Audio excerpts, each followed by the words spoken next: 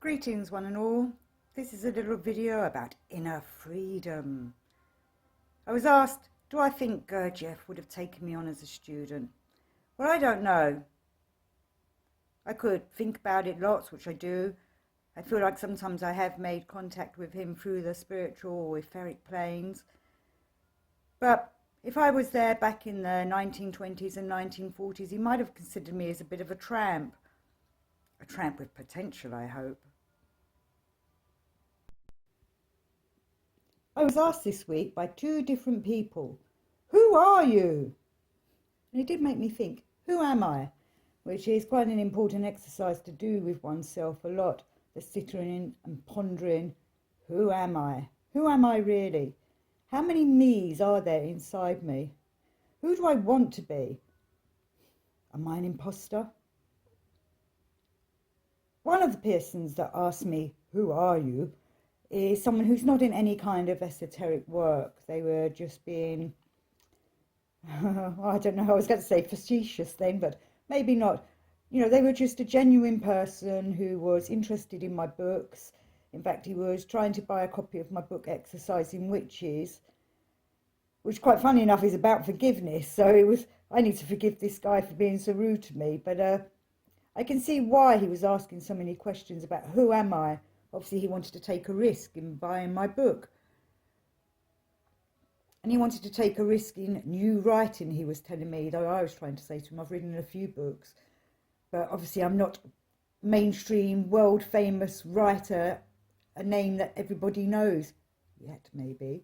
But it was interesting that he then went, who are you?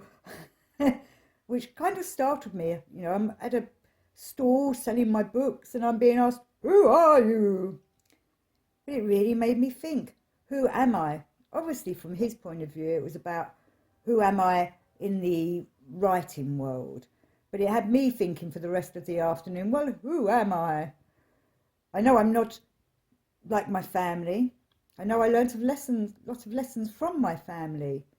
I saw that my mother was always concerned about her weight and was weighing herself every day, which made me realise that I didn't want to be caught up with those kind of worries and laws and habits. My father was a yes man, and I didn't want to end up being a yes man myself, always being looked down upon by those that are in authority who know that they can walk over people like my father. I really fought against those kind of systems, which made me not quite fit in properly with the mainstream system, which is why I've taken an alternative route, I suppose.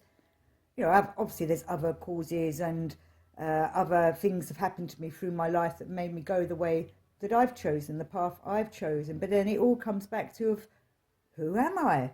Why did I become like that? Why was I not a sheep that followed everybody else? Why was I a bit of a wolf that went my way, didn't want to be part of the sheep, that kept an eye on the sheep at all times, you know, just to see what the sheep were up to, just in case they were going somewhere that I wanted to go. Yet I have had various strays of sheep that wouldn't have come where I've wanted to go, which is quite nice, but sometimes they don't have the courage to perhaps take the leap and jump that I have of staying out of mainstream. And I can see how I can be quite a challenge for people because I think differently. And I probably think that many of you are. You would have been coming to my channel because you probably think differently to the mainstream. So you've probably encountered these kinds of things yourself over the years. And sometimes I know as a teenager and in my early 20s, I used to try and steal some of the sheep and try and make them break the rules or do something different, be, I don't know, adventurous, take a risk. And I see now what I put them through. Some of them took that risk, but were very frightened by it. And some of them, I know I made them question their morals and their conscience. But I was just a rebellious person who wanted other people to rebel too. And perhaps I was disappointed that some people went back to being sheep. But then in those days, I didn't understand that people have their own personalities, where I thought everybody was really striving to break free and be like me, like I was, trying to be free, liberty. So who am I? Well, that's a question I ask myself every day, and I do little ponderings on it often. And hopefully you are too, because that is an important part of this work, is asking yourself, who am I? So who do I think I am? Am I me, Debbie, just a personality? Or can I feel something else coming in? Is there a presence that wants to be in me, to be the real me? And is that presence the higher version of myself? I went through a stage of worrying that if I tried to open myself up to a presence to take me in, that I would be taken over by, I don't know, perhaps a dead person, a spectre, or perhaps a demonic being. And we have to be really careful when we do this kind of work that we do not invite in dark forces that can take over our bodies. A circle of light of protection around myself, I then ask for the higher version of myself to come down into me, to help me be the true I that I want to be, the true person that I am.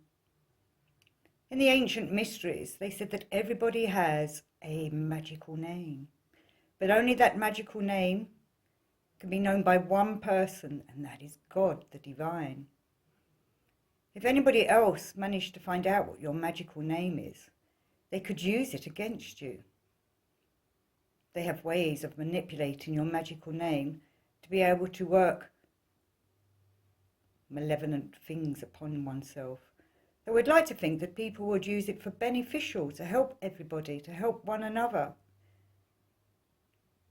So this person who I am in this life and this person who you are in this life is someone that we can work upon to try and make ourselves stronger, more open to the actual natural forces of the divine and not the secular forces of the material world.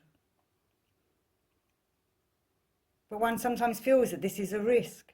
We want to make sure we're doing this correctly so that we don't get caught up or taken to the wrong place. And I think sometimes people do this without realizing they're doing it unconsciously. And then they feel the forces or the voices of other beings trying to tempt them to do things that may not be to their advantage or to help them prosper in the correct way. I do strongly believe it. This is a spiritual battle that we are constantly fighting throughout our lives. And with the secular world, it is taking us away from our spiritual development. It's trying to keep us on the low down, to keep us in the material world and keep us bound to this earth, when we're trying to develop our many bodies that we have, our astral bodies, our etheric bodies, our own physical bodies, so that we can connect with the divine and go forward in love and light. Which many people poo-poo in this world now. You know, New Age has taken that to all kinds of extremes.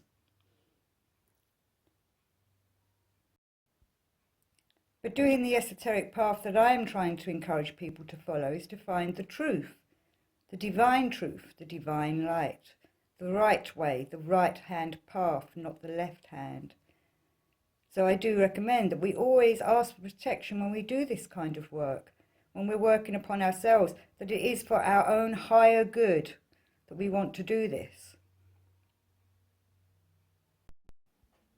Greetings one and all, and greetings to beings from other places, other spiritual realms. I was asked why people have to pray to God or to Mother Mary or to Christ or to the Holy Spirit or to whatever various hierarchies are in your religion. And this is because they are of a higher being, they are of a higher hierarchy, so they have a higher vibration, where we lowly human beings are just little beings that are trying to reach up to the divine. If we ask for intercedence by people like Mother Mary or the Christ or the Holy Spirit, for example, in the Christian faith, then they can take our prayers and our wishes even higher up, because they are higher up the ladder. And we are working our ways up the ladder, back to the divine, up to the higher hierarchies. So that's why we ask for intercedence, intercession from other beings to help us with what we need and what we wish for. Thank you for watching this little video. My books are available on Amazon. Exercising Witches is my latest book, and my megalithic stone diary for 2025 will be available until sort of mid-February for those that need a diary for the year, with lots of my photographs in it of megaliths and the sun. Be the sun you want to be.